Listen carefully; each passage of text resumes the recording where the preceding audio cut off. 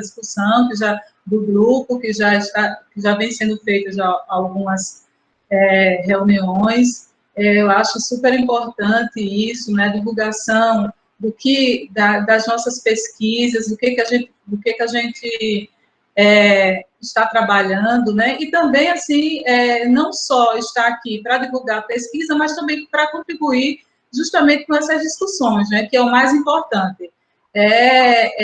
São as discussões que são geradas a partir, né, dessa nossa contribuição. Então, eu só tenho a agradecer, tá? Agradecer o convite feito pela Luciana e dizer que eu estou aqui para, né, apresentar a pesquisa que eu já venho desenvolvendo há algum tempo, né, com o mestrado, com o doutorado. Eu venho pesquisando nessa área que nós vamos discutir hoje, já desde o mestrado, na verdade, um pouquinho antes, desde a especialização, eu já fiz um estudo já envolvendo os números racionais, e aí a gente veio mantendo o tema, números racionais, mas modificando um pouco, porque aí entrou também na pesquisa, tanto no mestrado como no doutorado, a questão da semiótica. Então, é uma área que eu pesquiso já há algum tempinho, os números reais envolvendo a teoria dos registros de representação semiótica. Tá? Então, eu vou colocar aqui os slides, deixa eu ver como é que eu faço para...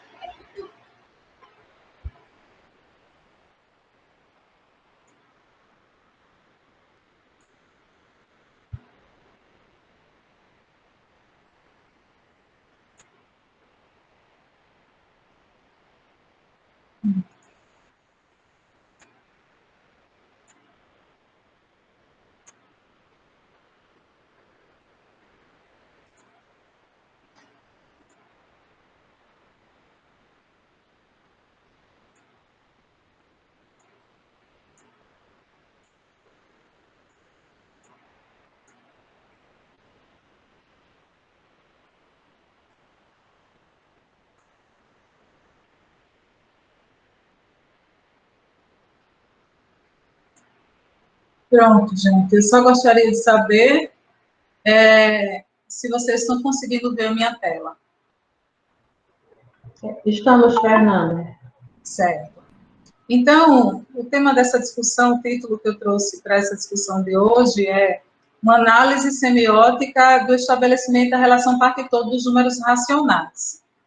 Como eu disse, é algo que eu venho trabalhando já há algum tempo, envolvendo, né, pesquisas envolvendo a semiótica do ponto de vista da teoria dos registros de semiótica, tá, de representações semióticas, e os números racionais.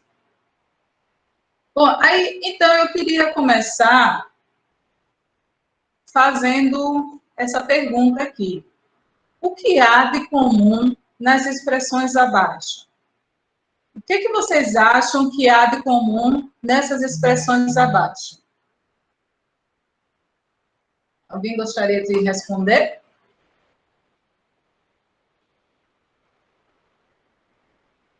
Será que há alguma coisa em comum? Ou essas expressões são coisas totalmente diferentes? O que vocês acham? Bem, representam o mesmo número racional. Representam o mesmo número racional. Então, vejam que, acho que foi Rafael que falou? Isso. Certo. Então, veja o que Rafael falou, representam o mesmo número racional. Né? Então, justamente, né, são representações de um mesmo número racional. Né? Então, aqui a gente tem a representação, né, fracionária na língua materna, 2/8, né? A representação decimal e a representação figural de um mesmo número racional. E esse número racional, ele é o nosso objeto matemático, né? Então, como já foi dito aqui, são representações. Agora, são representações semióticas, né? São representações semióticas. Por que semióticas? Né? Representações semióticas porque são representações, né? São intencionais, não foram produzidas de forma automática por nenhum instrumento, né? Elas não foram produzidas automaticamente, existiu toda uma intencionalidade para serem produzidas, por isso que são representações semióticas do objeto matemático número racional. Então, quando a gente está lidando com a fração 1/4, com a fração 2/8, 0,25, com a representação figural, né, com essa representação figural, nós estamos lidando, na verdade, com representações do número racional, né? Então, o número racional é o objeto, é a nossa referência, né? E essas representações são representações dele. Portanto, cada uma dessas representações, elas são parciais em relação ao objeto representado. Quando eu digo que elas são parciais, porque cada uma dessas representações vai me dizer algo sobre esse objeto que está sendo representado, que é o número racional. E são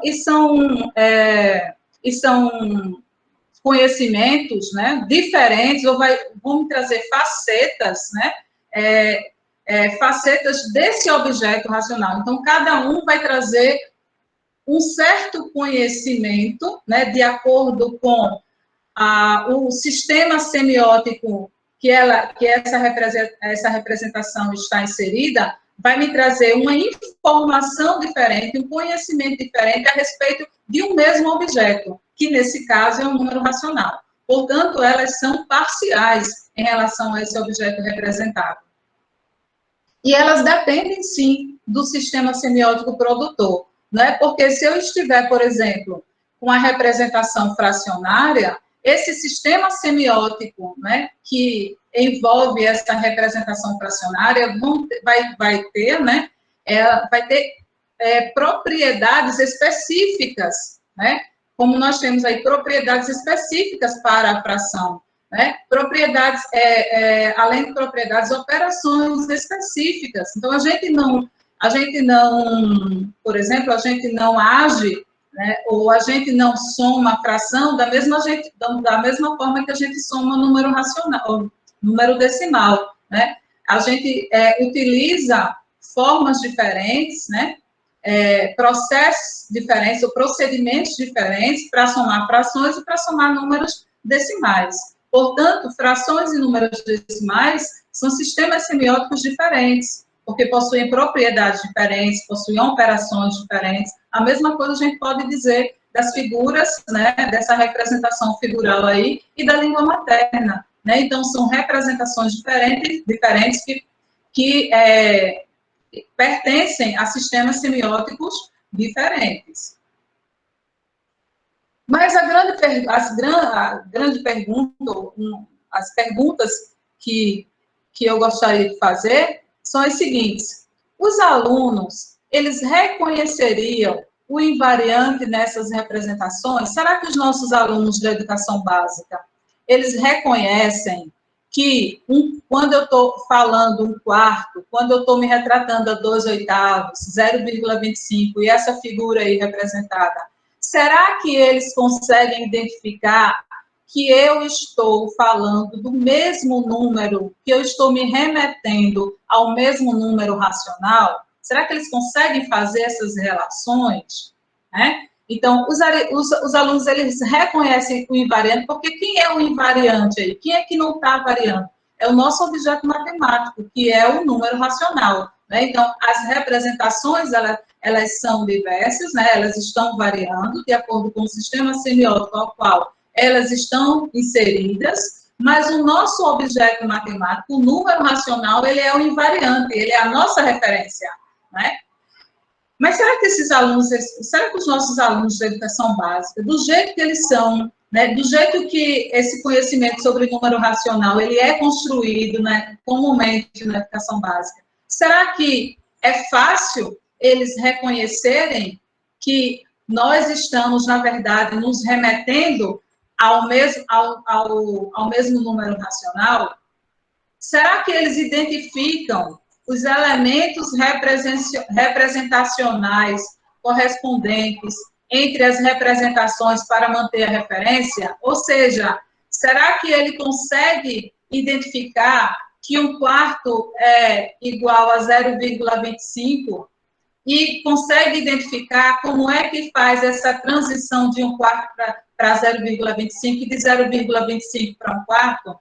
Será que eles conseguem identificar quais são os elementos característicos que eles vão ter que observar para que ele consiga fazer a relação entre 1/4 e 0,25? Será que eles conseguem, por exemplo, identificar quais são os elementos figurais que eles vão ter que observar para que ele estabeleça a relação parte todo aí na figura, nessa representação figural, e a partir desse estabelecimento da relação parte toda, ele consiga fazer, por exemplo, a transformação para 1/4, achar a fração que corresponde a essa representação figural? Quem são esses elementos que eles necessitam reconhecer para que ele consiga fazer essa transição da representação figural para a representação fracionária? Então, eles seriam capazes de transformar a expressão mantendo a referência, né? Porque o que a gente observa, o que eu pude observar ao longo desses anos que a gente vem trabalhando com esse tema, é que existe muita dificuldade, e ainda existe muita dificuldade, né, na educação básica com a aprendizagem do número racional, quer seja ele nas diversas representações. E, de acordo com a literatura, essa dificuldade, né, na aprendizagem dos números racionais se deve a vários fatores. Eu poderia elencar aqui alguns. Um deles, por exemplo, é essa diversidade de representações que tem o número racional, né? Seria um desses fatores, né? A diversidade de representações dos números racionais. O outro fator é saber a dificuldade em relacionar, né? Em fazer a relação, em fazer o que o autor que eu tomo como base para estudar essas representações, Raymond Valo, afirma que é fazer as conversões, né? Eles têm dificuldade, porque a gente percebe que existe muita dificuldade em fazer essas conversões, que são as transformações de uma representação para outra. Ok? Então, eles seriam capazes de transformar a expressão mantendo a referência? O que a gente percebe é que, na maioria das vezes, eles sentem muita dificuldade com relação a isso. Tá? Então, a curiosidade que eu tinha era justamente tentar identificar o porquê dessas dificuldades. Por que é tão difícil? Por que se torna tão difícil para alguns alunos, né, para não dizer a maioria dos alunos de educação básica, fazer essas transformações entre as representações dos números racionais? Eu queria entender um pouco mais, tá? E a minha pesquisa do mestrado e doutorado procurou justamente trabalhar um pouco isso. Então, só para trazer um exemplo para vocês, eu coloquei aqui uma atividade, que essa atividade aqui, ela foi trabalhada por todos esses autores. Nunes e Bryan, Moutinho, Merline, Silva, Magina, e em diferentes épocas, né? A gente viu aí em 1997, em 2005, 2007, e também com diferentes públicos, daqui, pessoal, com alunos da 5ª série, da 8ª série, da 6ª série, com professores do ensino fundamental, com alunos de terceira série. Mas, apesar de ter sido essa atividade, apesar de ter sido trabalhada ou apresentada para esses públicos diferentes, os resultados que eles obteram com as respostas que eles obtiveram desses públicos foi bastante parecida. Nesse caso, ele pede para que ache a fração, né, que representa a parte pintada do todo, de cada um desses todos aí, e essas pesquisas, elas observaram que houve um maior número de acerto para essa primeira figura aqui, em relação a essa segunda figura aqui, tá? Então, todas essas pesquisas encontraram maior número de acertos para essa figura em relação a essa. Inclusive, para essa pesquisa aqui, que é onde buscou aplicar essa atividade com alunos, com professores do ensino fundamental. Tá? Então, a minha grande... Assim, a minha curiosidade era tentar entender por quê.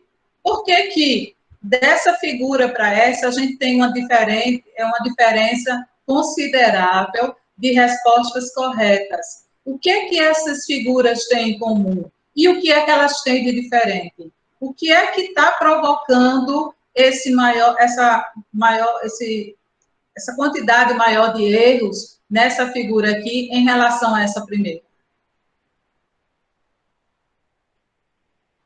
Então, a minha pesquisa de doutorado, a gente procurou entender um pouco mais essas transformações, ou seja, as transformações que têm como representação de partida as figuras geométricas e como representação, que a gente chama de representação de chegada, a fração. Ou seja, a gente procurou entender um pouco melhor que elementos figurais são necessários para que seja estabelecida essa relação parte-todo, e a partir daí eu consigo encontrar a fração, certo?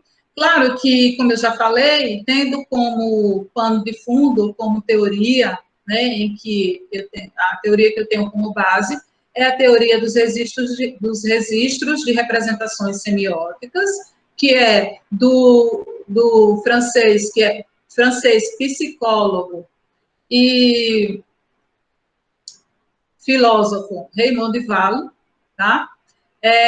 Vejam que ele é psicólogo e filósofo, ele não é matemático, mas a teoria dele é uma teoria voltada para a área da matemática, tá? Apesar dele não ser matemático.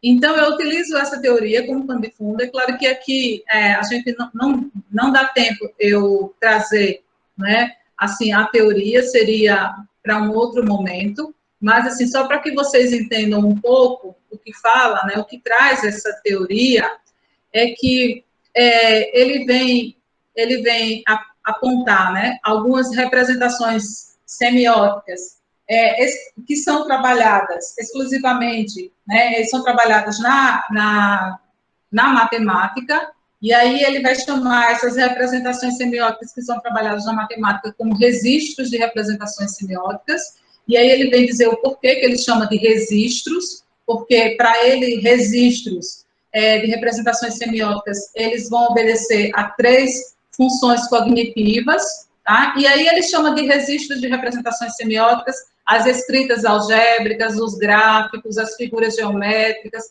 a língua natural, os sistemas numéricos, tudo isso aí são registros de representações semióticas para Raymond Duval. E aí ele vai falar o seguinte, ele vai dizer assim, ó, a matemática, ela é diferente das outras áreas do conhecimento, tá? Por quê? Porque o objeto matemático, ele só é acessível por meio das representações, enquanto que das representações semióticas. Aí, enquanto que na biologia, na química, em outras áreas de conhecimento, você tem objetos que são objetos reais, né? Na matemática, todos os objetos só são acessíveis por meio das representações semióticas. Por isso que os registros de representações semióticas são tão importantes para a matemática. E ele deve justamente a multiplicidade desses registros e alguns outros fatores, as dificuldades que os alunos vão ter na matemática, né? Por que a gente tem tantos alunos com tantas dificuldades com o conhecimento matemático, né? Então, ele atribui isso justamente a algumas características que são exclusivas dos registros de representações semióticas. Então, ele diz o seguinte, que, na verdade, o sujeito ele só vai ter acesso ao objeto matemático quando ele souber transitar entre ao menos 2 representações desse objeto matemático. Quando ele souber coordenar, né, sair de um registro A, de um registro A para um registro B e sair do registro B para um registro A. Quando então, ele só vai ter acesso a esse objeto matemático quando ele, ao menos, coordenar 2 registros de representação desse objeto matemático. E, além disso, ele souber fazer o devido tratamento ou a transformação em cada um desses registros. Ok? Então, essa é a teoria que eu tomo como base para fazer análise, tá? A análise que eu vou desenvolver, que eu vou apresentar a partir de agora. Antes disso, eu falei que esses registros, né, que essas representações semióticas que eles chamam de registro, eles apresentam 3 funções que eles chamam de funções cognitivas, né? São elas a função da objetivação, ou seja, a internalização do sistema semiótico, a função de comunicar, né, quando eu comunico, né, para alguém determinado conhecimento, e aí eu utilizo também sistemas semióticos, e a função do tratamento, que são as transformações que eu posso tanto desenvolver no próprio sistema semiótico, como essas mudanças de sistema semiótico.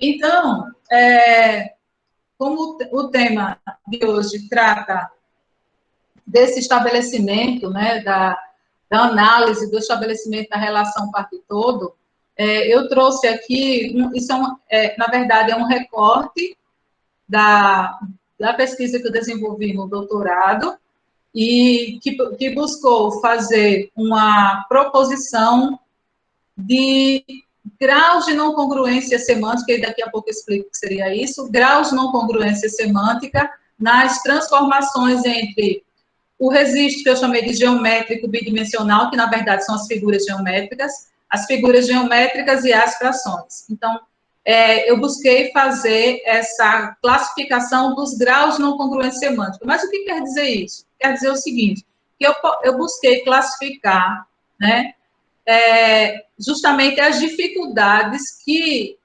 vão ocorrer, né, do ponto de vista semiótico, que vão ocorrer quando se pretende fazer a transformação da figura geométrica para a fração. Então, essas dificuldades, né, elas vão ter muita relação com a figura geométrica inicial. Então, a gente vai ver ao longo dessa discussão que, ao mudar a minha figura geométrica inicial, essa minha figura geométrica inicial, ela pode ter uma dificuldade, pode oferecer uma dificuldade, níveis diferentes de dificuldades, certo? Para você estabelecer a relação parte-todo e fazer essa conversão para fração, certo? Então, foi isso, basicamente isso que eu busquei discutir na minha tese de doutorado. Bom, então, a gente vai começar aí com a figura que a gente chama de figura prototípica. O que é isso? O que é essa figura prototípica? É aquela figura que é trabalhada em todo o livro de 6º ano, né, do ensino fundamental, quando a gente quer trabalhar as transformações de figura geométrica para fração. Então, todo livro do 6º ano e todo professor trabalha uma figurinha como essa. Então, por isso que a gente denominou como figura prototípica. Prototípica também, por quê? Porque essa figura, ela vem trazendo, ela vem carregando com ela que a gente chama de todas as unidades figurais que são necessárias para estabelecer a relação parte-todo. Porque só a partir daí, só a partir do momento que eu consigo estabelecer a relação parte-todo, é que eu consigo fazer essa conversão lá para a fração, né? Então, quem são esses elementos? Quem são essas unidades figurais, né, que eu acabei de falar, que essa figura, ela carrega consigo, né? Então, eu consegui identificar, por exemplo, que figuras como essa aqui, ó, elas possuem as subfiguras, essas subfiguras aqui, com áreas congruentes, certo? As formas são homogêneas, todas aqui, elas têm a mesma forma, tá? quadrilátero aqui, ó, tem a mesma forma. As formas homogêneas, elas possuem, e no caso aqui, para que a gente estabeleça, consiga estabelecer a relação parte todo, né? Para que eu consiga estabelecer essa relação parte toda, é necessário que eu primeiro descubra, né, a quantidade de partes que foi tomada. E para descobrir a quantidade de partes que foi tomada, são justamente esses elementos figurais que eu vou levar em consideração. As áreas congruentes, as formas homogêneas, as subfiguras que têm cor e a quantidade de subfiguras ou quantidade de partes com cor. Então, esses são os elementos figurais que eu tenho, que eu devo, nessa figura aí, que eu devo levar em consideração para estabelecer o número de partes que foram tomadas do inteiro. Ou seja, quando eu estabeleço o número de partes que foi tomada do inteiro, esse número de partes que foi tomado do inteiro já corresponde já tem o que a gente chama de uma correspondência semântica, ou seja, uma correspondência de significado, né? Já se corresponde, já tem um significado, já tem uma correspondência de significado com o numerador, né? Porque quem é o numerador da fração? O numerador da fração corresponde ao número de subfiguras, com o número de partes, como queiram falar, né? Que foram tomadas do inteiro, certo? Então, quando para que eu faça essa relação, encontre esses dois aqui, é necessário que eu leve todas essas unidades figurais aqui em consideração, ou seja, que eu veja que são áreas congruentes, que são formas homogêneas, que eu procure visualizar as partes que contêm cor, e depois que eu procure somar a quantidade de partes com cor, certo? Então, quando eu faço isso, eu consigo estabelecer aqui o numerador dessa fração.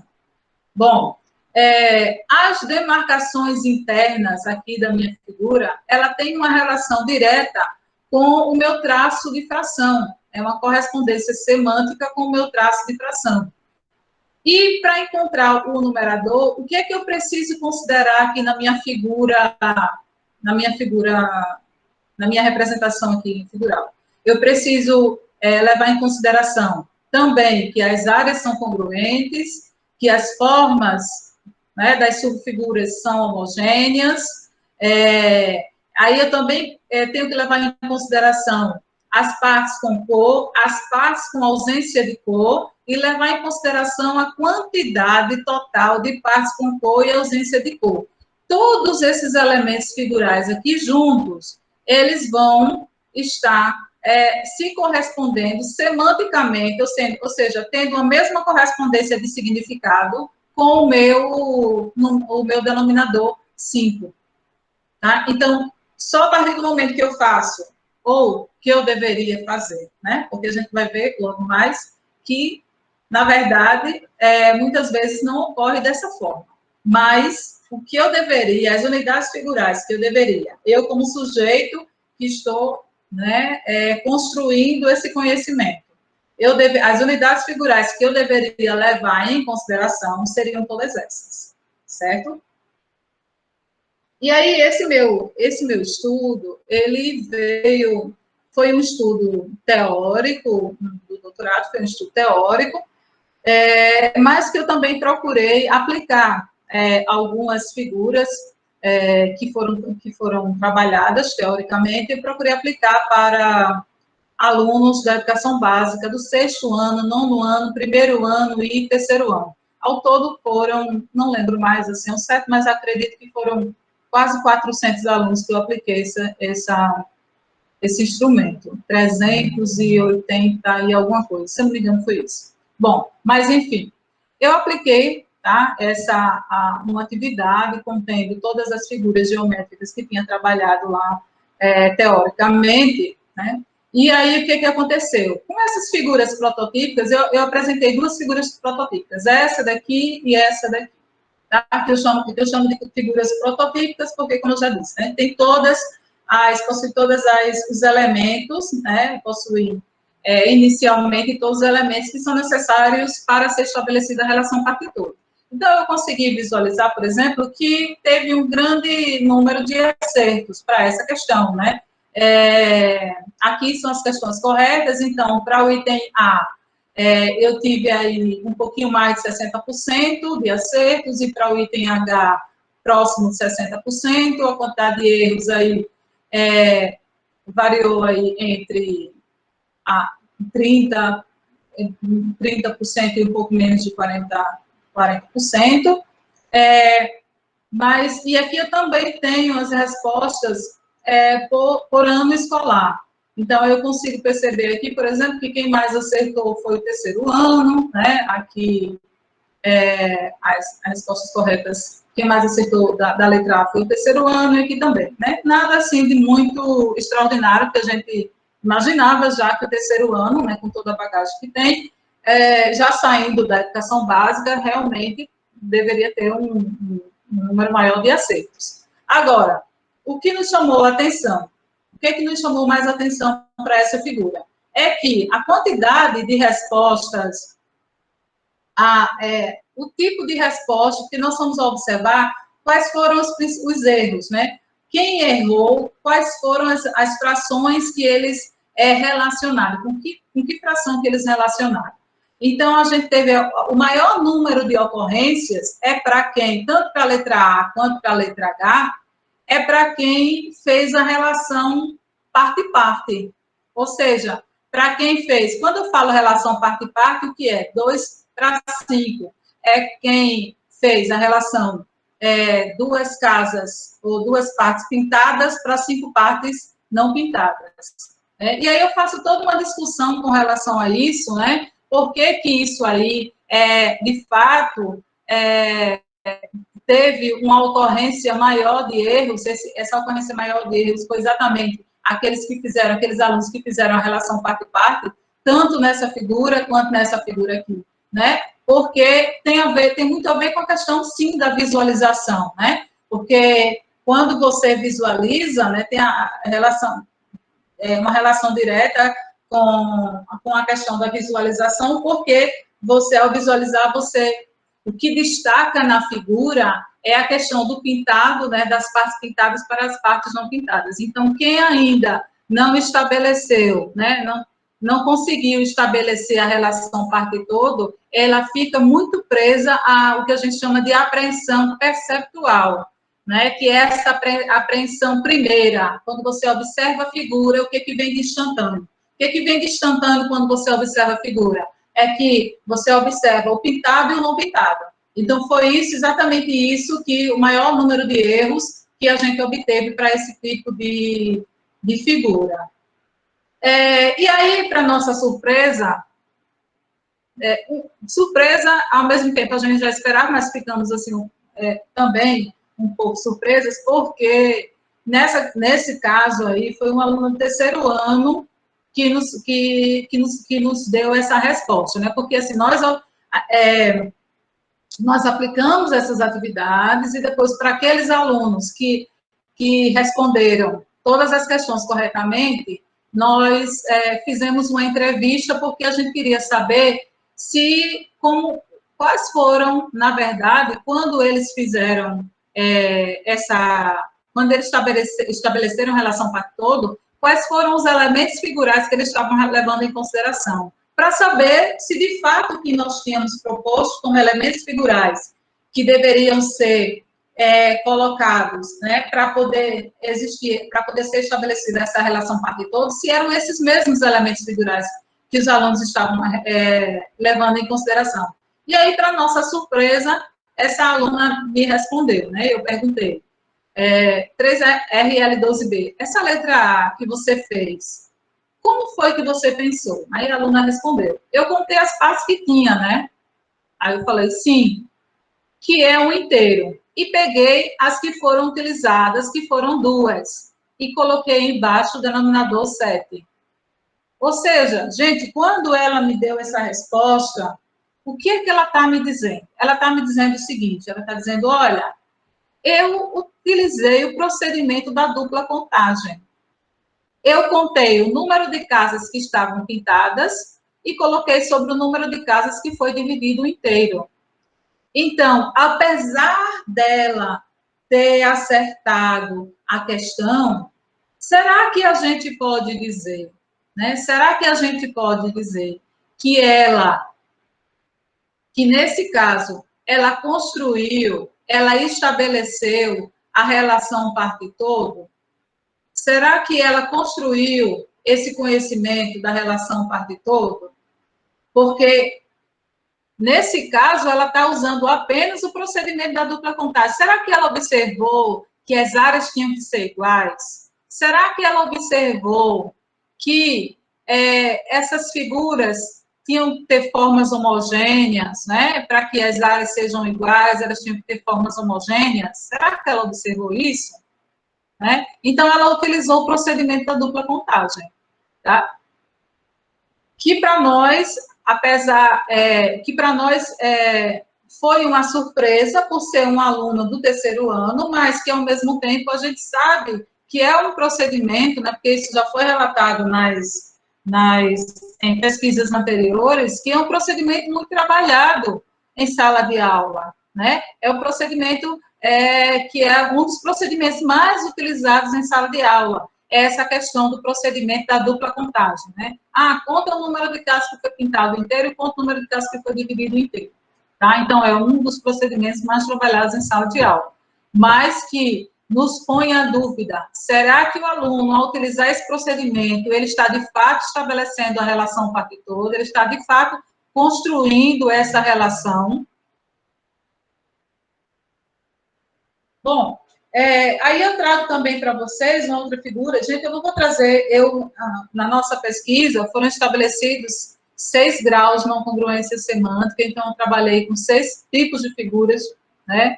6 tipos de figuras diferentes, mas aí eu não trouxe todas as figuras, né? Porque também ficaria uma apresentação muito extensa, mas assim, eu trouxe algumas principais aqui para a gente ver. Por exemplo, eu trabalhei também com figuras que tinham mais de um inteiro, né? Então, a gente percebe aqui, ó, que para poder você estabelecer a relação parte toda com figuras que têm mais de um inteiro, essas figuras, elas têm uma especificidade, que é a questão de não se submeter ao procedimento da dupla contagem. Então, com esse tipo de figura aí, vocês vão observar que o número de respostas corretas foi baixíssimo, tá? E a gente vai mostrar por quê. Então, quais são os elementos que devem ser estabelecidos, os elementos figurais que devem ser visualizados, porque quando a gente trabalha com figuras, né, então o que se deve levar muito em consideração é a questão da visualização, né? Então, o que deve ser visualizado como elementos para que seja estabelecida a relação parte-todo? Então, a pergunta vai ser sempre essa, tá? Bom, para estabelecer o número de partes, que corresponde aqui ao numerador, né, eu teria que observar, eu como um sujeito, né, que estou em aprendizagem, eu teria que observar que nessa figura aqui as áreas são congruentes, né, as formas elas são homogêneas, eu teria que observar as subfiguras que têm cor e a quantidade de partes subfiguras com cor.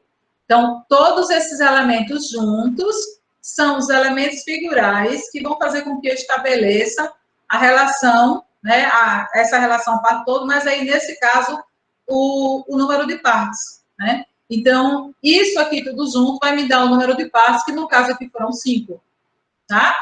Mas o que acontece para o denominador? Diferentemente da figura anterior, né? No numerador, eu vou ter que observar também áreas congruentes, eu vou ter que observar que as formas são homogêneas, mas eu vou ter que observar que eu vou ter que contar a quantidade total das partes de um inteiro, né? É a quantidade total das partes de um inteiro, porque aqui nesse caso eu tenho 2 inteiros. Então, esses são os elementos figurais que devem ser levados em consideração no momento em que eu vou estabelecer essa relação com o meu numerador, tá? Mas aí, esses são os elementos que têm uma correspondência semântica, que a gente fala, uma correspondência de significado. Quando eu falo em correspondência semântica, é uma correspondência de significado com o meu denominador. Mas nessa figura, eu vou ter elementos que não vão ter uma correspondência semântica com o denominador, diferentemente da figura anterior, que todos os meus elementos figurais tinham uma correspondência semântica com a minha fração. Já nessa figura aí, eu vou ter elementos que não vão ter essa correspondência semântica, que no caso aqui seria a cor e a ausência de cor. O que quer dizer não ter essa correspondência semântica? É porque, nesse caso aqui, a cor e a ausência de cor, ela não deve ser levada em consideração para que eu estabeleça o número, né? Não vai me ajudar para que eu estabeleça esse número de partes que foi dividido aqui o inteiro, tá? Então, para que eu estabeleça esse denominador aqui, na verdade, né? Para que eu estabeleça o denominador. Isso aqui não tem uma relação semântica com o meu denominador. E por não ter uma relação semântica, né, com o meu denominador, e também por não satisfazer ao procedimento da dupla contagem, vocês vão ver que eu obtive um número muito baixo de respostas corretas quando eu trabalhei com essas figuras, certo? Isso mesmo para alunos do terceiro ano, né? Porque, como vocês sabem, eu acabei de falar, a gente trabalhou com alunos do sexto ano, nono ano, primeiro ano, terceiro ano. Terceiro ano que estão com o pé fora da educação básica, já. Estão com o pé fora da educação básica. Então, vejam a quantidade de acertos. Não chegou a 20%. Aliás, aqui chegou, se eu não me engano, passou um pouco de 10, 11, 12% de acertos, tá? E, claro, ainda assim, a quantidade de acertos que eu obtive maior para essas questões foram de alunos do ensino, do terceiro ano, do ensino médio. Mas um número de acertos que foi inferior a 10%, tá? Mas aí alguém poderia me perguntar, certo, então houve essa quantidade total de erros, mas, então, qual foi a maior ocorrência qual foi a resposta errada que teve maior ocorrência? Então, eu acho que até pelo que eu já venho falando até agora, vocês podem me dizer, né? De fato, a resposta que teve maior número de ocorrências foi a resposta em que utiliza o procedimento da dupla contagem, ou seja, que eles consideram isso aqui como sendo um inteiro só e faz número de partes que foi tomada do inteiro, pintada do inteiro, considerando isso aqui como se fosse um inteiro. E aí, vejam, mesmo que considerasse isso aqui como fosse um inteiro, mas aqui eu estou trabalhando com círculos, né? Aí, vejam, aqui eles consideraram o número de partes que foi tomado do inteiro, 5, sobre o número de partes que foi dividido inteiro. 1, 2, 3, 4, 5, 6. 5 sextos. Tá? Então, foram 169 ocorrências para aqueles alunos, né, que utilizaram o procedimento da dupla contagem. Então, observem como está arraigado esse procedimento da dupla contagem e como ele não ajuda quando a gente quer trabalhar com figuras que não sejam prototípicas, né? Aí, essa figura aqui, porque aí alguém poderia dizer, mas aqui eles pode ter sido um golpe de vista, eles podem ter juntado, né, os dois inteiros e transformado em um inteiro só. Mas aqui não teria como, né? Mas aqui não teria como. E eles o fizeram a mesma coisa. Eles utilizaram o procedimento da dupla contagem. Eles contaram o número de passos que foi tomado dos dois inteiros, 6, sobre o número de partes que foi dividido os dois inteiros, considerando aqui os dois inteiros, 4 e 4, 8. Foram 158 ocorrências para esse tipo de figura. Certo? Então, vamos lá.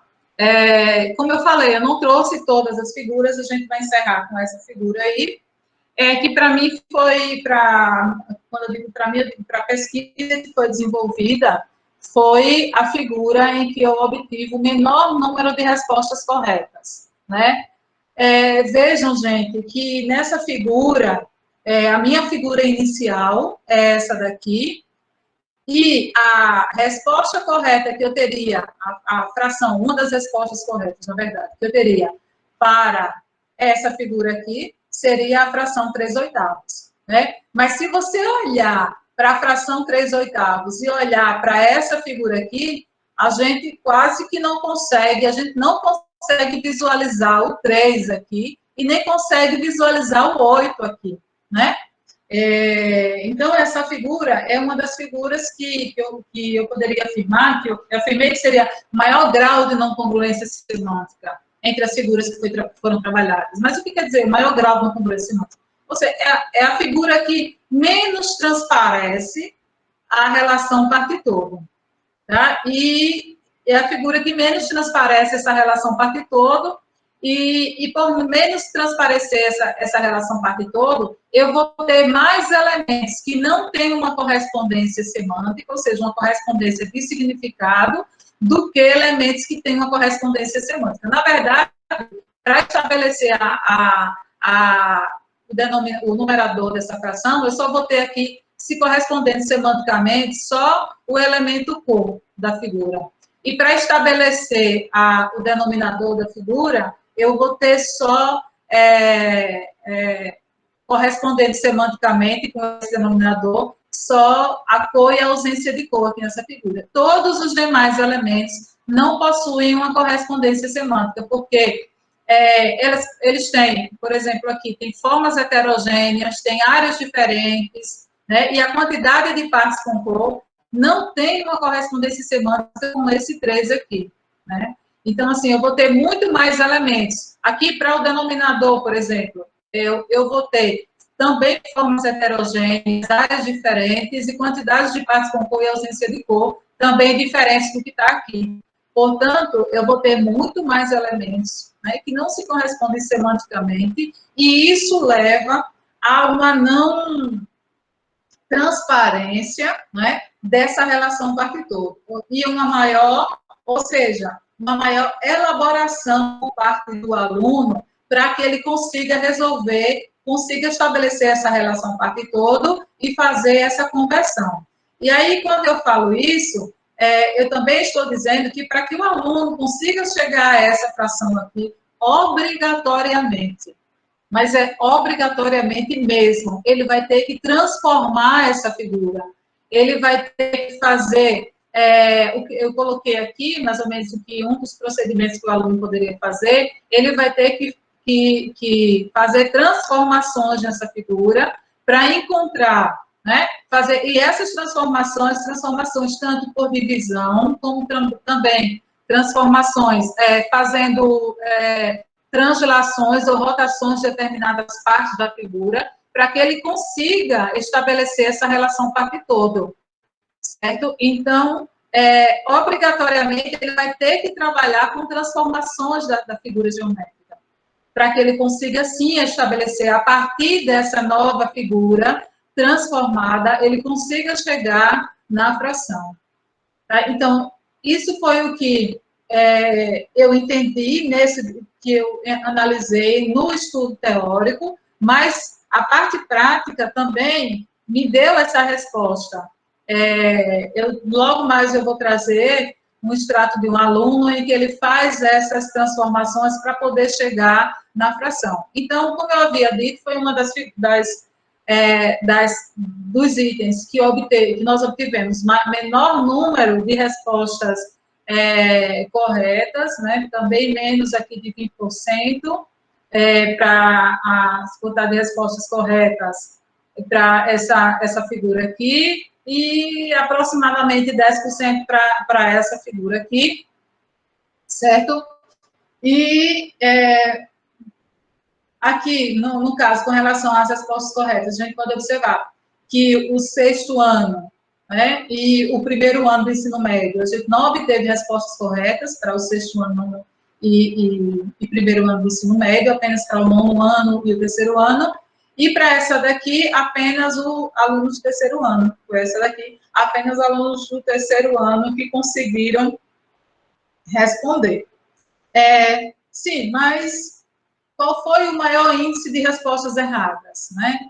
Aí, mais uma vez, a gente observa o predomínio, né, do procedimento da dupla contagem, porque, mais uma vez, a gente observa aqui que tivemos 101 ocorrências para esses alunos, para 101 ocorrências para essa resposta aqui, consideraram a fração 2/3. Ou seja, que corresponde, né, que tem o que a gente chama de uma congruência semântica, mas não uma equivalência referencial, ou seja, não mantém a referência é outra, mas tem uma equivalência de significado com o procedimento da dupla contagem, né? Porque foi o que eles fizeram. Ele contava o número de partes pintadas, tá? E contava o número de partes que foi dividido o inteiro. 1, 2, 3. Então, fração 2/3, tá? A mesma coisa eles fizeram por aqui. Então, esse procedimento da dupla contagem, ele está muito arraigado nos nossos alunos, certo?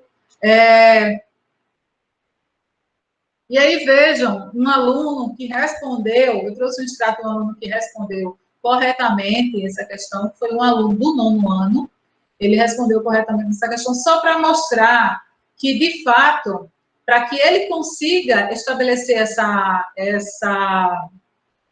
que ele consiga estabelecer essa fração, né, essa relação factor e converta para fração, ele precisou fazer transformações na figura, né? Porque a partir da figura inicial ele não tinha como chegar. Então, ele precisou fazer transformações nessa figura. Então, ele falou assim, eu olhei para o que estavam incompletos, né? Ou seja, ele olhou para essas casinhas aqui que estavam incompletas, aqui, essas partes que estavam incompletas. E juntei com os que estavam completos. Né? Aí o aluno se refere aos retângulos encontrados ao particionar a figura usando suporte. Porque aqui eu não cheguei a falar, mas aqui a gente usou aqui um suporte, né?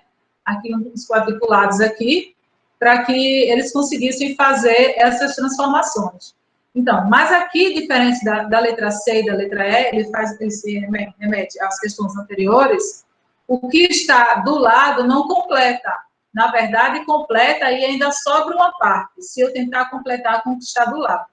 Então, eu procurei a parte menor e tentei imaginar, juntando aqui pode não ficar exatamente, aí ele risca a figura para mostrar no desenho. Mas eu sei que essa parte completa perfeitamente essa aqui. Então, assim, a gente consegue perceber que o aluno está fazendo transformações na figura, né? Ele está rotacionando a figura, né? Ele está...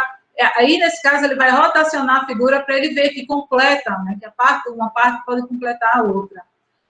Mas eu sei que essa parte completa perfeitamente essa aqui. Sabendo que, um lado, sabendo exatamente que é 2 retângulos aqui de base, então, se um lado completou esse lado, se esse triângulo pequeno completou esse retângulo, então, pela lógica, já que o outro lado também é igual, essa parte vai completar esse retângulo. Eu cheguei à conclusão que aqui haviam 2 retângulos preenchidos e aqui já estava feito, que são 4 retângulos preenchidos. Então, o que a gente consegue perceber é que ele fazendo as transformações nas suas figuras, né, de rotação, de preencher, de dividir, primeiro ele tentou dividir a figura, rotacionar, para encontrar o que a gente chama de unidade e parte. Depois que ele encontrou a unidade e parte, ele estabeleceu a fração. E aqui, ele ainda estabeleceu a fração, não chegando à fração irredutível. Eu vejo que ele fez o tratamento, estabeleceu aqui a fração, e depois ele fez o tratamento para chegar à fração irredutível, 3/8. Certo?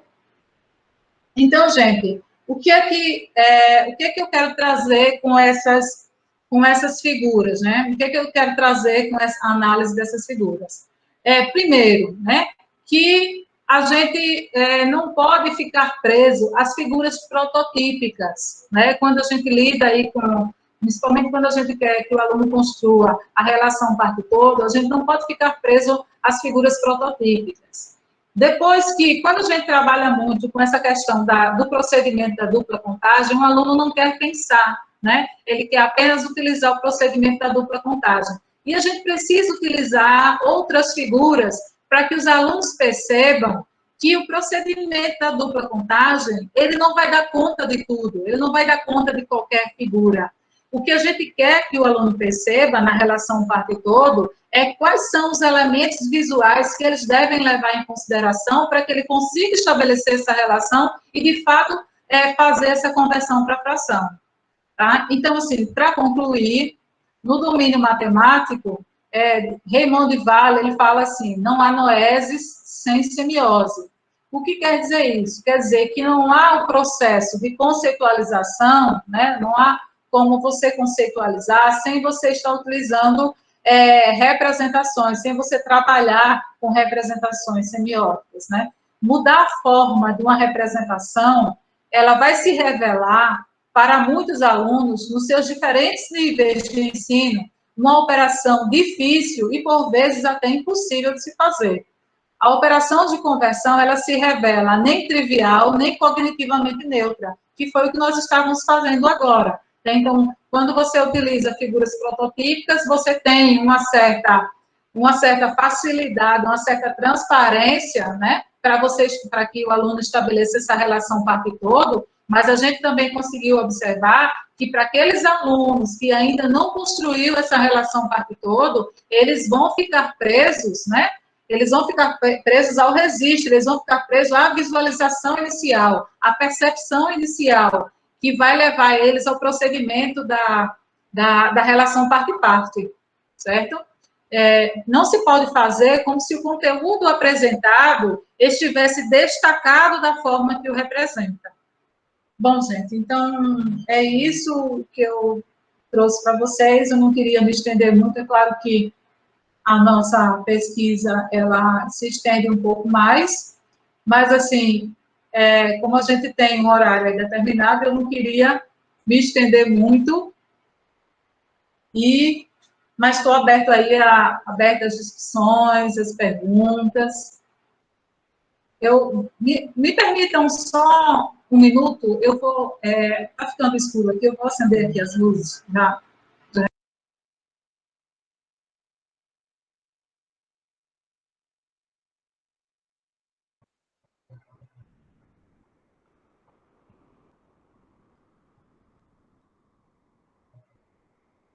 Bom, Fernanda, que maravilha. Oi, Fernanda. Que prazer, né? Por ver e ouvir mais uma vez sua apresentação. Né? Você, à medida que você vai falando, eu vou lembrando de coisas da sua tese. E é um trabalho que eu gosto bastante e acho bastante pertinente. Você já sabe minha opinião. Obrigada. Sei sim, Luciana, muito obrigada. Gente, a Luciana participou da minha banca de defesa do doutorado, né? Tive a honra de tê-la como participante lá da minha banca. Além disso, né, assim, a gente trocou muitas figurinhas, né, Luciana? Durante o doutorado, eu tirei, assim, a gente se reunia, Luciana discutiu boa parte, algumas partes aí da minha tese, procurava lá para a Luciana me socorrer. Luciana, vamos pensar aqui junto comigo. É muito bom, assim, essa relação, né, gente, que a gente desenvolveu, quem está no mestrado, quem está no doutorado, e vocês que vão, né, para o mestrado e doutorado, com certeza, vocês vão ver o quanto é importante a gente ter companheiros, assim, que a gente consiga discutir, né, que a gente consiga colocar para fora um pouco o que a gente está pensando, as nossas angústias e tudo. E aí eu tive, sim, com Luciana, e foi muito bom. Eu espero que a gente faça muitas outras coisas juntas, né? A gente precisa, né? É a correria. Você faz uma fala, né? Depois a gente passa as perguntas. Vocês me perdoem, viu, pelo o desvio da rota, mas acho que é necessário fazer isso. É interessante que na palestra com o Jadilson, com o André, com você, a gente está desconstruindo um pouco daquela visão de que na academia é cada um por si e Deus por todos, né? Então, pelo menos lá no programa de ensino das ciências, eu fiz muitos amigos, são pessoas super queridas, e que a gente trocou mesmo um com o outro, né? Então, aquela coisa do egoísmo, eu faço só e tu te vira, faz o teu. A gente não trabalha assim lá no PPG, pelo menos não funciona assim, não. Então, a gente fez amizade mesmo, e a gente tentou colaborar com o que a gente podia colaborar, porque, afinal de contas, a gente não sabe de tudo, né? Então, assim, o trabalho de Fernanda eu conheço de pertinho, eu gosto bastante. Sugiro, inclusive, que vocês leiam, porque, como eu falei, né? Para esse primeiro ciclo de palestra, eu escolhi aquilo que tem relação direta com o que a gente faz em sala de aula, com os processos que a gente administra em sala de aula, né? Então, antes de eu fazer as minhas colocações, eu vou pedir para Rodrigo, que foi quem colocou aqui um questionamento. A gente vai abrir agora para vocês perguntarem, que acho que é a parte mais interessante é ouvir, né? Aproveitar a presença de Fernanda, para a gente tirar dúvida, para a gente conhecer mais sobre esse tema que ela está tratando, porque a gente fica tímido, mas não precisa abrir a câmera, você pode abrir só o microfone e falar o que você quiser, perguntar a Fernanda, e também, quem não quiser, pode colocar no chat, e aí a gente lê. A Fernanda responde do mesmo jeito. Então, Rodrigo, você pode ligar o microfone e conversar com a Fernanda. Sim, sim. Consegue me escutar? Sim, estamos ouvindo. Opa, boa tarde a todos. Meu nome é Rodrigo Ferreira, eu sou mestrando, eu sou estudante do mestrado do Profimat aqui da Universidade Federal do Oeste da Bahia. Me interesso desde a graduação pelo tema. Parabéns à professora pela exposição. Já é a segunda conferência que eu tenho a oportunidade de ver sua, e assim, gosto muito do debate do tema, gosto muito da forma como a senhora desenvolve a pesquisa, inclusive na última questão, eu tenho um quadro aqui na minha casa, a senhora mostrou a última questão que envolvia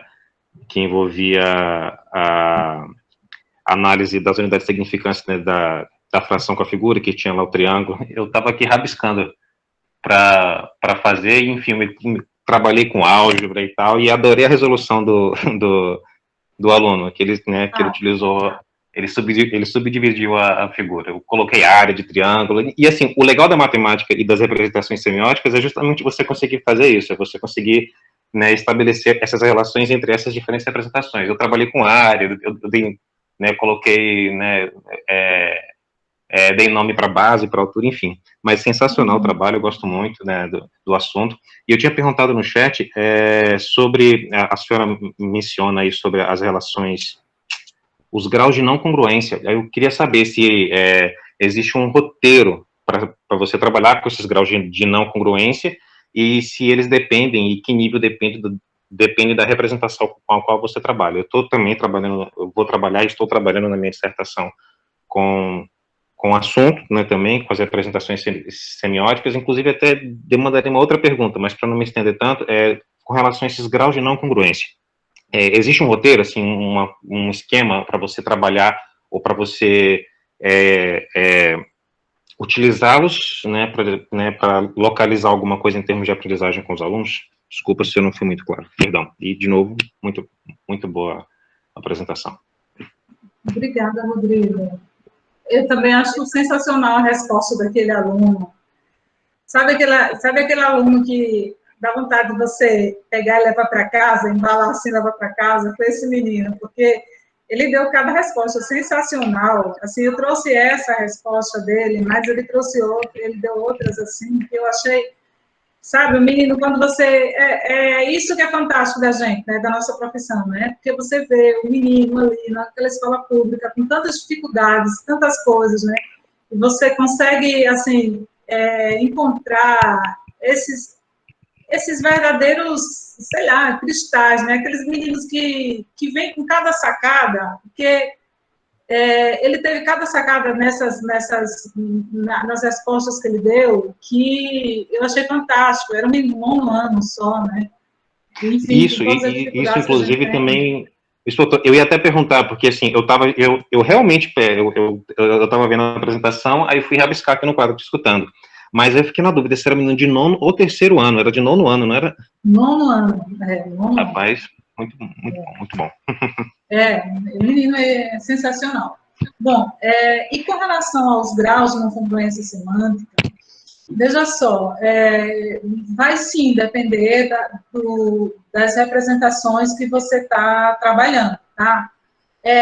Infelizmente, é algo que Duval ele não se aprofundou, né, sobre esses graus. Ele disse assim, olha, basicamente, assim, claro, né, que ele não falou assim, gente, eu vou chamar Duval, porque eu só chamo Duval, tá? Em francês seria Duval. Mas eu aprendi assim a chamar Duval, porque tá portuguesado mesmo, então fica nessa, tá, Duval?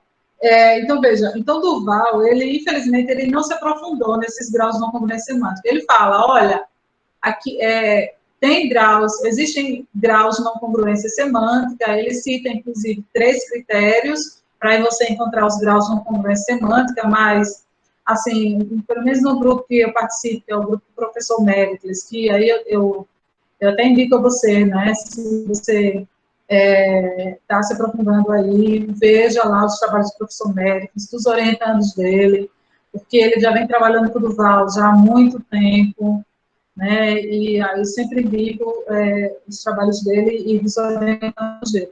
Então, veja só, me perdi, meu Deus, como é que eu estava mesmo? O Dival, ele não se aprofundou muito, né, sobre os graus. Isso. Aí ele não se aprofundou, ele fala assim, ele diz que tem, tá? Ele diz que tem graus de não congruência semântica diferente. Aí ele dá 3 critérios, mas aqueles 3 critérios, que é o critério da correspondência semântica, o que a universidade semântica terminal, né? Aqueles 3 critérios ali, eles são utilizados, eles se adequam mais quando você está lidando com a representação da língua materna, você está lidando com problemas, tá? Porque, na verdade, depois eu soube disso, inclusive foi Méricles que me disse isso, ele disse assim, Fernanda, Duval discutiu aquela questão dos critérios em resposta a Vergniaud, quando Vergniaud veio trazer aqueles probleminhas aditivos, tá? Então, aí, em resposta a Vergniaud, ele veio trazer também essa questão dos 3 critérios da congruência semântica. Mas, assim, esses 3 critérios, eles são bem específicos, mais para você lidar com conversões que partam da língua materna ou que partam de algum registro para a língua materna, tá? Então, assim, depende muito do tipo de representações que você está utilizando. Eu tive muita dificuldade para colocar esses graus de não congruência semântica, porque quando eu descobri que aqueles 3 critérios não davam conta, né, não iam dar conta para que a minha proposta era fazer uma proposição dos graus de não congruência semântica da conversão da figura, né, da figura para a fração. Então, quando eu descobri que aqueles 3 critérios não iriam dar conta disso, eu praticamente entrei em crise. Eu disse, e agora, o que eu faço, né? Mas aí, assim, a gente tem que analisar... Eu, inclusive, estou preocupado aqui agora. Mas calma. Já me deu um negócio aqui. Mas aí, daqui a pouco, depois você me fala quais são as representações que você está trabalhando, talvez eu possa dizer alguma coisa. Então, veja, aí o que você vai olhar, basicamente? Você vai olhar para a representação de partida, tá? Você vai ver lá qual é a representação de partida que tu está trabalhando. Então, eu trabalhei com a representação figural, né? Que preza muito pela questão da visualização, né? Então, essa representação figural, ela é visual, né? Então, tem elementos visuais. Então, quais são os elementos visuais que eu tenho? Então, você tem que pensar, olha, para que eu saia de uma representação para outra, o que eu tenho? Quais são os elementos que eu tenho que estabelecer aqui para que eu consiga, que tenha uma correspondência semântica, que vai ter uma correspondência semântica lá com a representação que eu quero chegar, tá? Então, basicamente isso. Aí você pega como eu peguei assim, uma representação inicial prototípica, aquela que todo mundo faz, que é a mais transparente possível, e aí você vai fazendo que a gente fala de agora a palavra não vai vir. Mas aí você vai vendo as transformações possíveis dentro daquela representação, quais são as principais representações que você teria ali, tá? E vendo o que diferencia de um para o outro para poder estabelecendo esses elementos, né? Porque você vai ter que estabelecer quem são esses elementos, quem são os elementos que você tem que levar em consideração para poder fazer essa conversão aí para o registro que você quer, tá? Então, eu acho que é muito particular de cada par de registro que você vai trabalhar. Fernanda, agora, se você me permite, Fernanda e Rodrigo, eu vou dar uma dica, tá certo? A Fernanda já falou que eu ia dizer, por isso que eu fiquei vindo aqui. Duval não avançou muito nisso, não. Então, o trabalho de Fernanda já é um começo é um desdobramento do que ele propõe. né? Vai além. Então, a minha sugestão, como eu disse antes, é que vocês leiam a tese. Quem tiver interesse, estiver estudando números racionais, ou o professor que quer conhecer mais sobre os níveis de congruência, de não congruência semântica, né? Inclusive, Fernanda, na palestra de André, a gente falou disso, que no livro didático, o registro de partida, mesmo sendo as figuras geométricas, né, convencionais, né, o retângulo, o quadrado, né, ou então o círculo, frações do círculo, às vezes a gente trabalha o registro, um sentido da conversão, mas não trabalha o sentido na volta.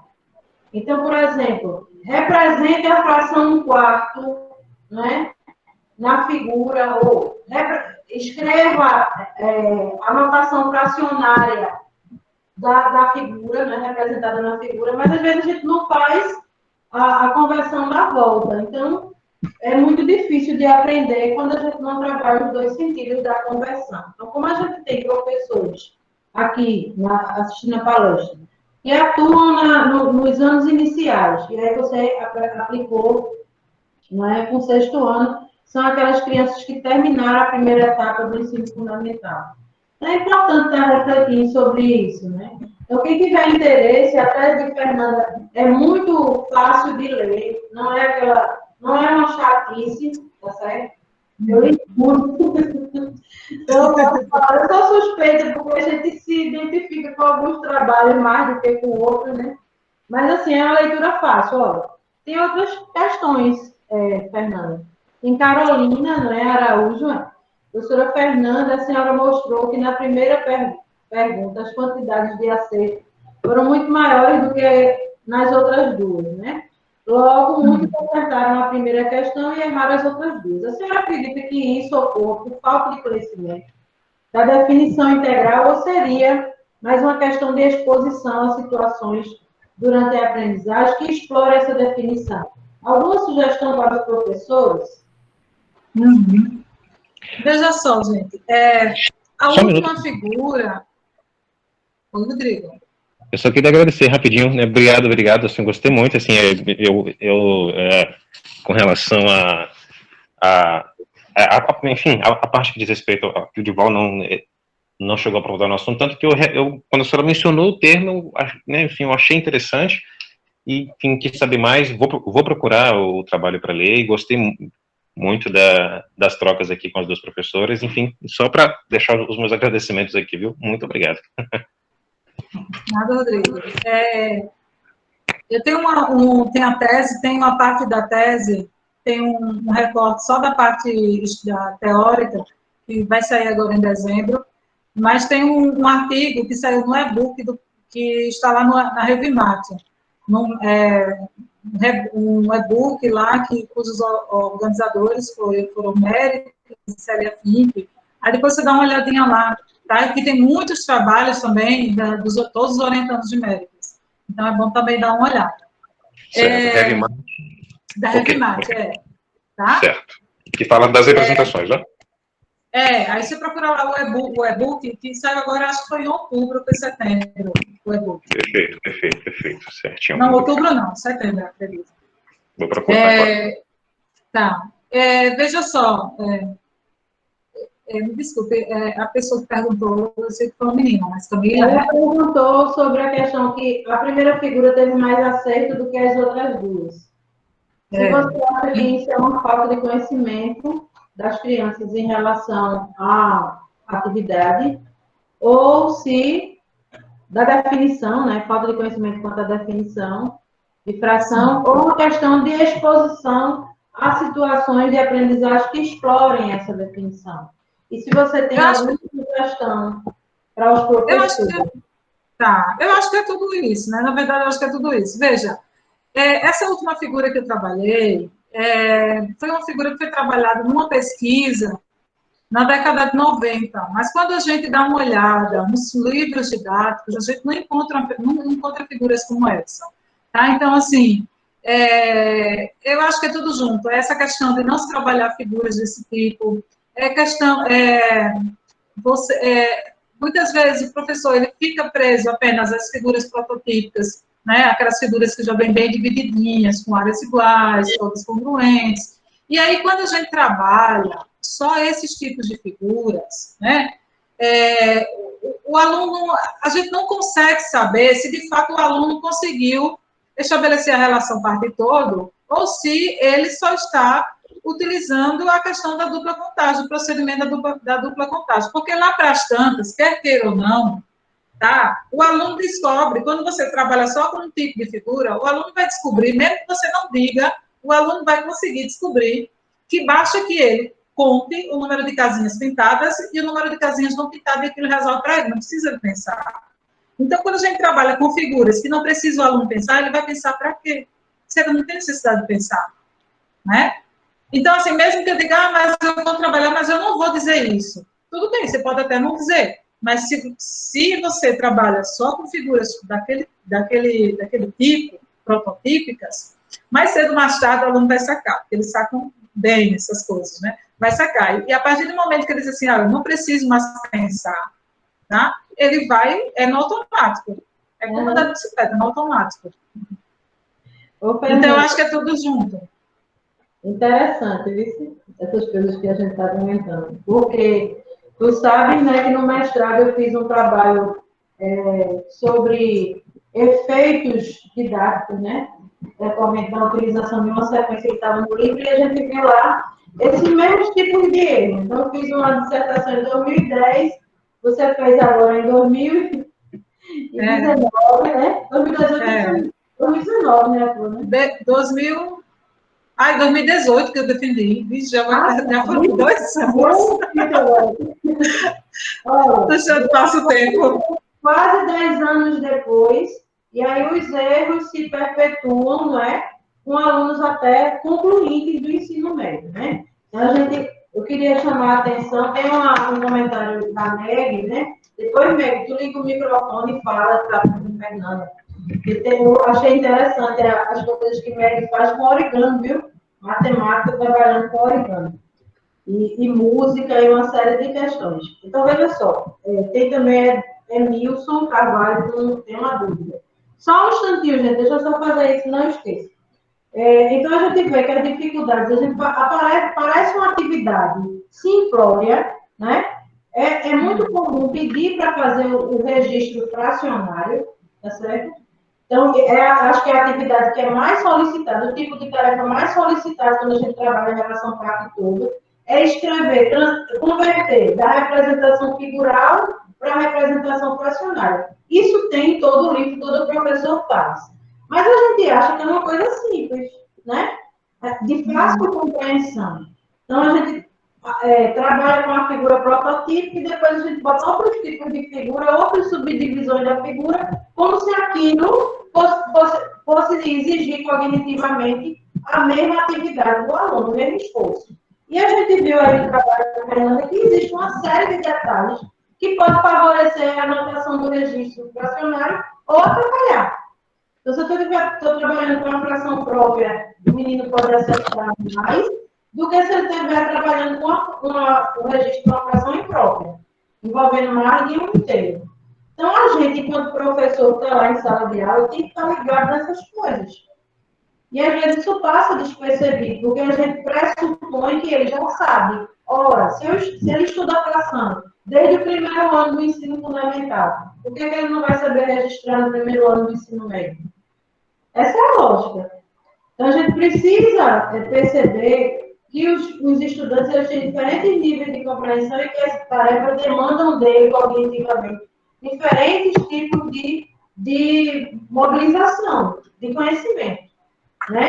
Então, assim, a gente às vezes bota tudo num balaio só, figura mais comum, mais usual, bota outros menos usuais, que não aparece tanto no livro didático, que acha que está exigindo a mesma coisa do estudante. Então, é interessante a gente ver isso, e isso não acontece só com crianças e jovens, não. Acontece também o mesmo processo com adultos, que a gente está dando muita ênfase ao ensino fundamental, ensino médio, mas os estudantes que estão lá na EJA também têm a mesma dificuldade. Então, todas as vezes que eu fiz trabalho envolvendo frações, a inversão dos termos da fração, né? Considerar a parte pintada, a parte não pintada, invertendo, né? A lógica das coisas. E uma coisa que é importante a gente pensar enquanto professor é que muitas vezes o aluno registra corretamente, mas não interpreta o registro fracionário como um número em si. É como se o numerador fosse um número e o denominador fosse outro número. Partes pintadas são duas, então 2 é um número. É uma parte da figura, mas ele não vê que aquilo ali é o todo. Né? Ele não está representando a fração do todo. É como se fossem duas coisas distintas. E às vezes a gente deixa isso escapar. Né? Então, acabam que eles não constroem o conhecimento acerca das transformações entre os registros, e eles também não constroem a ideia de número racional na representação fracionária, porque é como se fossem coisas diferentes, o numerador e o denominador. Isso eu vi na dissertação, depois da dissertação, atuando na EJA, nos anos finais, eu vi que isso é uma coisa difícil de você construir com eles, demanda muitas situações, retomando a pergunta lá da menina, né? Então, demanda você diversificar mesmo as situações e demanda da gente mais estudo, mais atenção, mais cuidado, porque a gente, às vezes, faz a mesma atividade para todos os alunos, e, às vezes, eles estão em níveis de compreensão diferentes. Então, eu queria fazer esse registro, era isso. E Meg, você quer falar ou eu só comento com Fernanda? Luciana, e eu queria também completar o seguinte, que acabou que eu trouxe as figuras e trouxe, como eu não trouxe todas as figuras, eu esqueci também de falar o seguinte, é que os tratamentos, gente, os tratamentos realizados na fração são totalmente diferentes dos tratamentos realizados nas figuras, né? Então, os tratamentos figurais são aqueles que os tratamentos figurais são transformações, né, por rotação, né, são translações, né, você dividir as figuras. Então, assim, são tratamentos totalmente diferentes do que os tratamentos figurais. Teve uma parte da tese, uma questão em que o aluno, ele fez a conversão, ele achou a fração corretamente, tá? E aí, ele achou a fração corretamente e depois ele foi fazer achar a fração irredutível. Aí achou lá a fração irredutível. Aí, na minha pesquisa, eu perguntei para ele, eu disse, tá, como foi que você fez isso aqui? Ele explicou, né, que tinha feito a conversão e tinha feito o tratamento. Isso aqui, ele disse, não, eu achei a fração irredutível, eu dividi tudo aqui, portanto, e achei essa fração. Eu disse, tá, ótimo. Agora, olha para a fração que você encontrou e me fala se você reconhece essa fração aqui na figura inicial. E o aluno, no caso foi uma aluna, ela não reconhecia a fração que ela encontrou na figura inicial. Ela não sabia mais. Ela perdeu totalmente o significado para ela. Aquela fração que ela encontrou a partir de um tratamento no registro fracionário não correspondia àquela figura. Ela olhava para a fração e olhava para a figura como se fossem duas coisas totalmente diferentes, né? Então, assim, é bem complexo isso, é interessante que a Luciana completou, porque, assim, é necessário que a gente trabalhe, e trabalhe também nessa perspectiva de você fazer tratamentos nas figuras, né? E pedir para que o aluno trate a figura antes de fazer a conversão, pedir para que o aluno faça a conversão e depois faça o tratamento na representação, porque são coisas bem diferentes, né? Uma coisa é você fazer o tratamento na fração, outra coisa é você fazer o tratamento na figura. Tá? E muitas vezes, quando o aluno faz isso, ele perde totalmente a referência. Então, assim, são muitas variáveis, são muitas coisas que a gente tem que levar em consideração no momento que a gente está trabalhando. Veja, com isso, a gente está falando só da transformação da figura para a fração. Né? E se eu fosse pensar da fração para a figura, também teriam outros elementos. Mas, assim, o que a gente quer também chamar a atenção é que a gente consiga perceber, enquanto professor, né, a gente consiga perceber essas nuances, essas diferenças, né? Consiga perceber que a gente precisa trabalhar os tratamentos em cada um desses sistemas, mas a gente precisa também trabalhar essas conversões, né? e que não adianta só mudar do retângulo para o círculo e achar que mudou a figura, não é assim, né? Né? Bom, é isso, gente. Vamos lá para a pergunta agora. Ó, tem a Margaret, né, que ela pergunta assim, a professora Fernanda, ela não quis ligar o microfone, eu vou fazer. Gostaria de comentar que o trabalho com origami traz muitas possibilidades de representações de figuras que fogem das representações prototípicas. Ela comentou isso. E o Edmilson Carvalho diz que tem uma dúvida. Pode perguntar, Edmilson. Fica à vontade. Olá, professora Fernanda. Olá, professora Lúcia. Professora Fernanda, é sobre o método de dupla contagem. No caso, nesse procedimento, há transformações de representações no sistema semiótico? Ou seja, os alunos conseguem transitar entre os registros de representações semióticas nesse método de dupla contagem ou não? O método da dupla contagem, ele é bem específico. Ele é bem específico e assim. Porque o que é o método da dupla contagem? O aluno vai contar o número de casas ou o número de passos que foi dividido inteiro e o número de passos que foi que foi tomado de um inteiro, né? Para poder representar a fração. Então, é um método. Por que ele é específico? Porque para ele fazer essa contagem, essas partes, elas têm que ter áreas iguais, né? Elas têm que, as figuras, para que eles percebam que as áreas são iguais, as figuras têm que ser homogêneas, então tem que ter toda uma... ele só vale, na verdade, só para aquelas figuras básicas.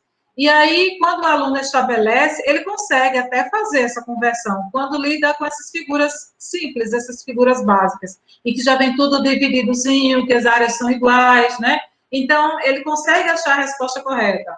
Agora, isso não traz nenhum significado. Por que não traz nenhum significado? Porque, com relação ao estabelecimento da relação parte-todo, porque se você muda a figura, se você modifica essa figura, esse procedimento, ele já não é mais válido. E o aluno, como ele ficou preso, por que a gente chama de dupla contagem? Porque ele está fazendo uma contagem mesmo, ele só ficou preso à questão da contagem, né, a questão numérica, de quantas casinhas tem ali pintadas, e quantas casinhas tem que foram divididas inteiro, ele não está estabelecendo as relações que a gente gostaria que ele estabelecesse, né, ele não está estabelecendo essas relações para poder chegar à relação parte-todo. Porque o que a gente gostaria que ele estabelecesse? Que ele verificasse ali na figura. A gente gostaria que ele verificasse a questão das áreas, principalmente. E para ele verificar essa questão das áreas, ele vai ter que observar se essas figuras são homogêneas, se não são homogêneas, ele vai ter que fazer, através de procedimento na própria figura, fazendo transformações na figura, fazer com que essas figuras, fazer transformações nas figuras para que sejam homogêneas e de mesma área, e só a partir daí consiga estabelecer essa relação parte-todo. Então, assim, eu vejo esse procedimento da dupla contagem como algo negativo em relação ao conhecimento que a gente quer estabelecer, que é o conhecimento da relação, que é esse estabelecimento da relação parte-todo. Eu vejo como algo negativo, porque quando o aluno se prende só a isso, ele não está, de fato, estabelecendo a relação parte-todo, né?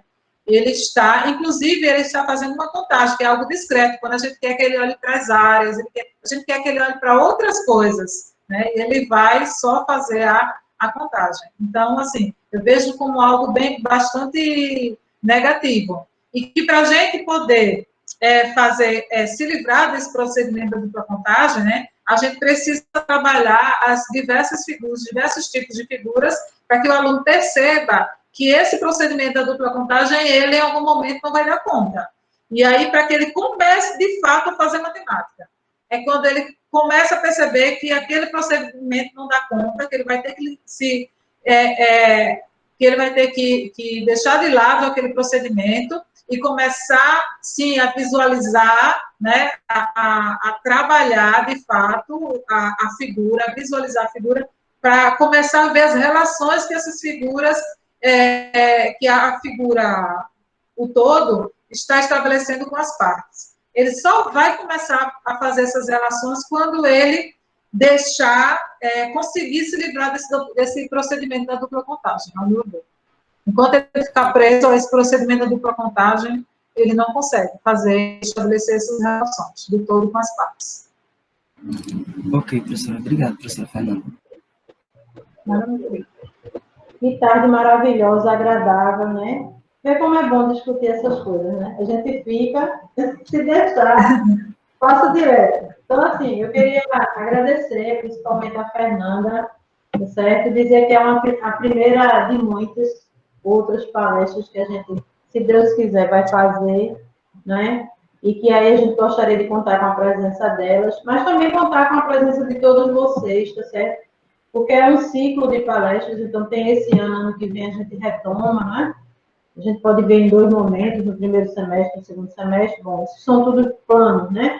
Mas por agora a gente agradece a Fernanda pelas colocações, por compartilhar esse conhecimento, né? Por nos fazer ficar com vontade de estudar mais, né? Sobre a teoria dos registros de representação, ou sobre os graus de não congruência, né? Acho que a gente tem que estar se aprofundando um pouco mais nas leituras, a partir dos artigos que Fernanda produz, né? Continua produzindo e vai produzir mais, porque acho que Fernanda está trabalhando, ela é muito humilde, mas está trabalhando muita coisa que ninguém está trabalhando.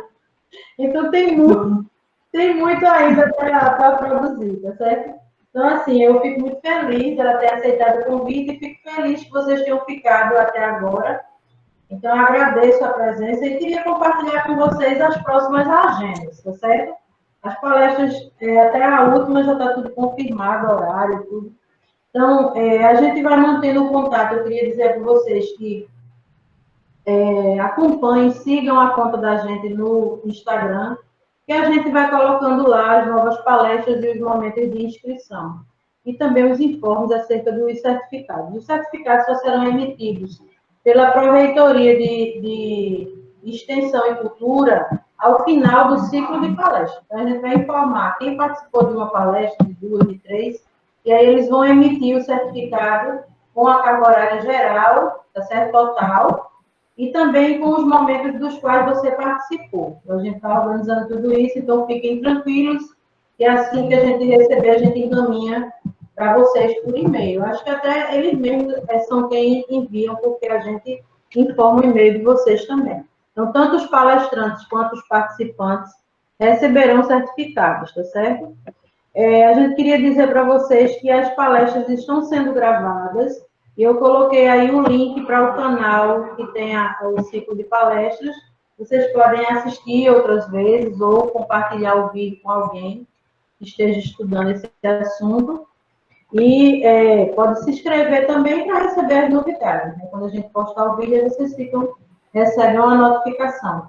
Bom, eu queria agradecer e dizer que vocês estão convidados para a próxima, que é com o professor Rochelandi, é o professor da Universidade Federal do Cariri, ele vai trabalhar com a PEP, os percurso de ensino e pesquisa. Uma coisa nova também, né? Da teoria da TAG, né? Da teoria de Chevalier.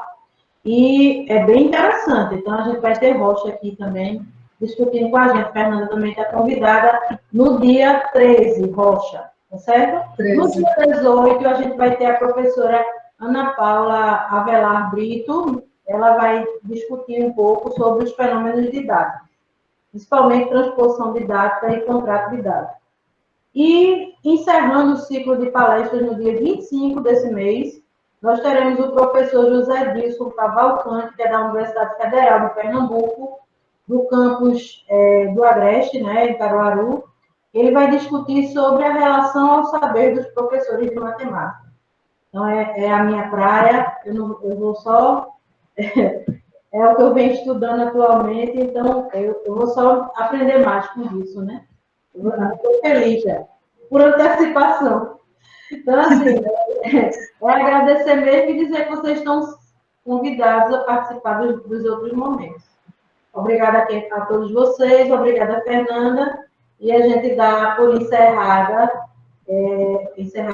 esse momento, esse terceiro ciclo de palestras. Tá certo? Obrigada, Fernanda, um beijo para ti. Obrigada a você. Obrigada, gente, muito obrigada pela discussão, foi maravilhosa mesmo. Tchau, a gente se fala. Obrigada, Fernanda. Obrigada a você.